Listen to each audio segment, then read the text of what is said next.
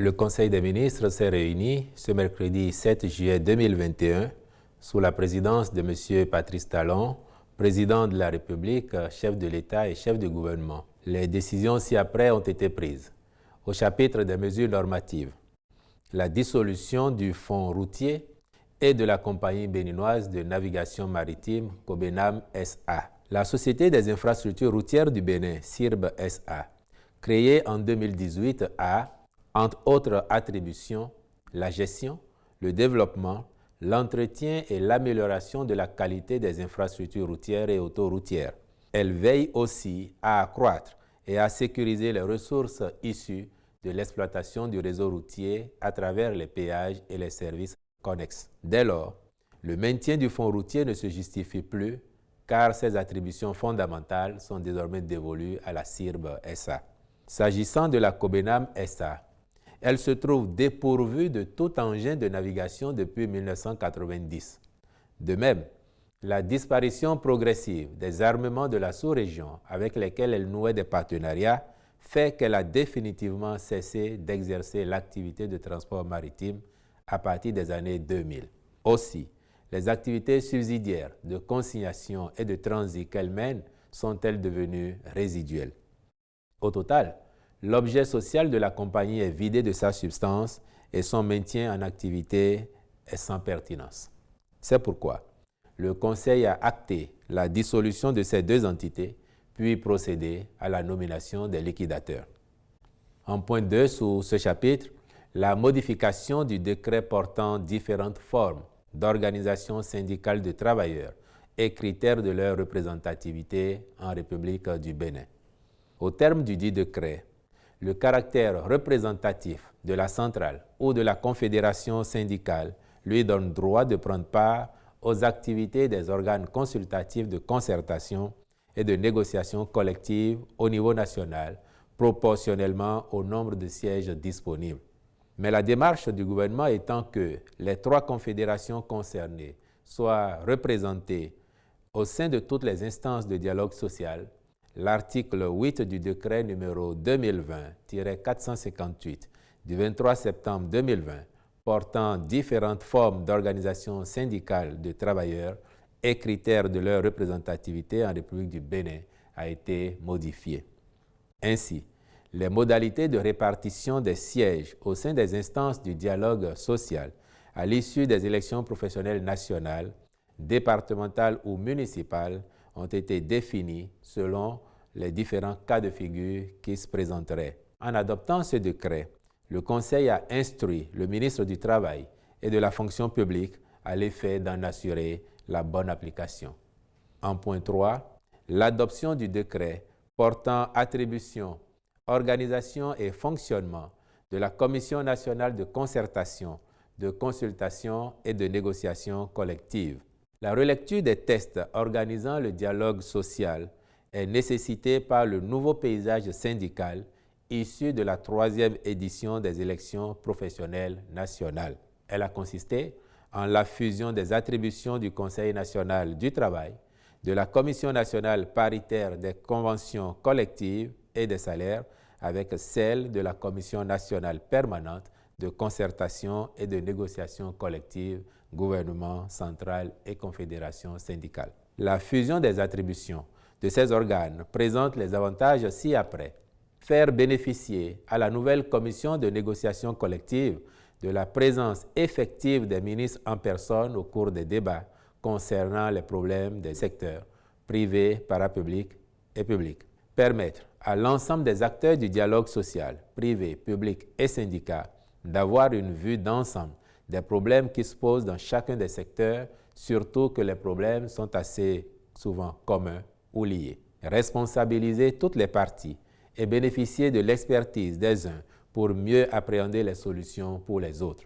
Renforcer la dynamique de collaboration entre le privé et le public pour la prévention des crises et la résolution des différends. En adoptant ce décret, le Conseil des ministres a instruit tous les ministres concernés par le dialogue social et les négociations collectives de mener, en collaboration avec les organisations d'employeurs et les confédérations syndicales de travailleurs représentatives, des actions visant à prévenir les crises et à gérer les différends sociaux. Au titre des autres mesures normatives, ont été adoptés les décrets portant attribution d'une licence d'établissement et d'exploitation d'un réseau de communication électronique mobile à la Société béninoise d'infrastructures numériques, SBIN SA. Nomination de membres du conseil d'administration de l'Agence béninoise de gestion intégrée des espaces frontaliers. Nomination de membres et du président du conseil d'administration de l'Agence béninoise d'électrification rurale et de maîtrise d'énergie à Berne. Au point des communications, nous avons en un la réalisation d'une mission de maîtrise d'œuvre partielle dans le cadre de l'aménagement de 12 000 hectares de sites hydro-agricoles. Dans sa volonté de valoriser davantage le potentiel agricole de notre pays, le gouvernement a prévu l'aménagement et la mise en exploitation pour compter de janvier 2022 de terres agricoles. Les présentes études, qui visent à créer les conditions de l'aménagement hydro-agricole avec une maîtrise totale de l'eau, portent sur une première superficie de 12 000 hectares, dont 1 500 dans la vallée du Niger, tenant compte des communes de Malanville et de Karimama, 1 500 autres dans la vallée du Mono, autour des communes de Grand Popo, Atiémé et Aplaoué, puis 9 000 autres dans la basse et moyenne vallée de l'Ouémé, autour des communes des Agégué, d'Adjoun, de Dangbo, de Zé, de Semekoji, d'Apromiserité, de Bonou et de Wenhi. Elle prévoit, ces études, également l'aménagement et la réhabilitation de 500 km de pistes agricoles, dont 40 km de digues-pistes, avec la réalisation d'un ouvrage de franchissement long de 250 mètres pour interconnecter les deux rives du fleuve Ouémé à la hauteur des communes de Dangbo, Adjoun et Zé. La prise en compte des vallées de la Pendjari et du Koufo interviendra ultérieurement après l'estimation du potentiel en ressources de terres irrigables. En vue du démarrage des présentes études, le Conseil a autorisé la signature de contrats avec les différents cabinets et groupements de cabinets internationaux sélectionnés.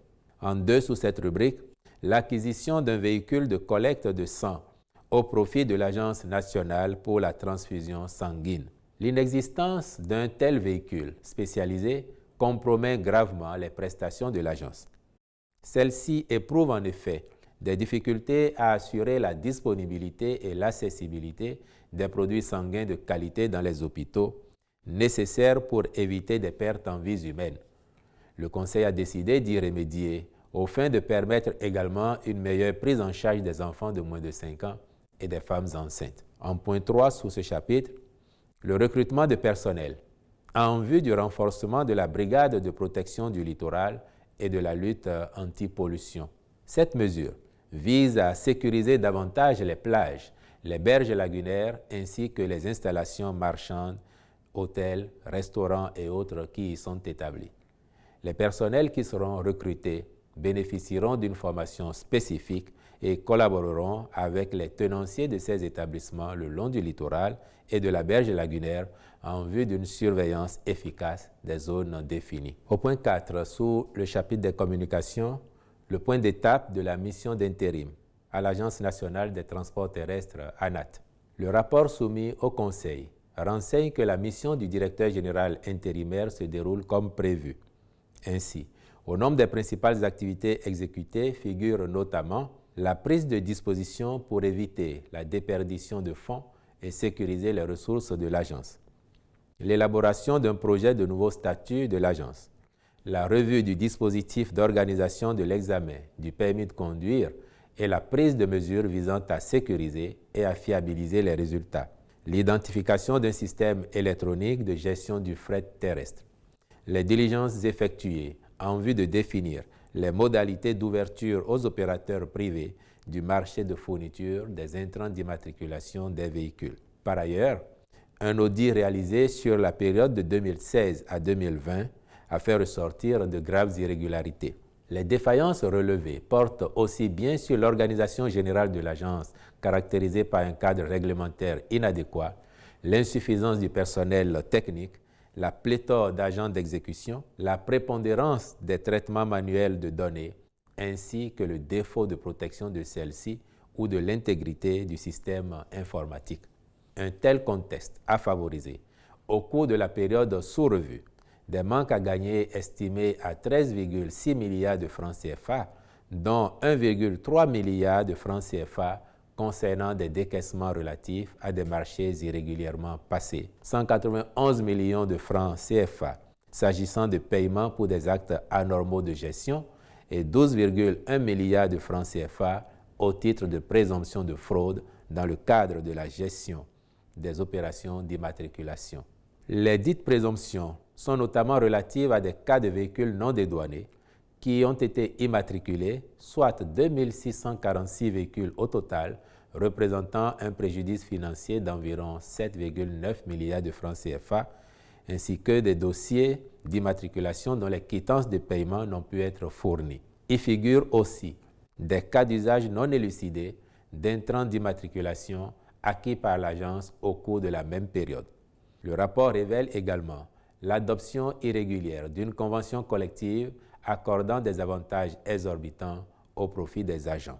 À titre illustratif, il s'agit d'une prime bimestrielle octroyée à l'ensemble du personnel et qui, à l'analyse, est un complément de salaire déguisé, d'indemnités et primes dites de fonction administrative et politique allouées au directeur général et à son adjoint, comprenant entre autres des primes de responsabilité et indemnités compensatrices de logement, alors même que d'autres rubriques de la Convention les prévoient déjà. De l'octroi à tous les directeurs d'une prime de gestion calculée à partir du résultat d'exploitation de l'agence, du paiement chaque année d'une gratification correspondant à un mois de salaire, consacrant ainsi une pratique de 13e mois en violation des règles appliquées dans l'administration publique, du paiement d'indemnités pour travaux spéciaux, estimé à 88 825 500 francs CFA, alloués de façon abusive pour intéresser des membres de plusieurs comités mis en place pour des tâches relevant normalement de leurs attributions, d'un soutien financier de 500 000 francs CFA en cas de décès du travailleur en activité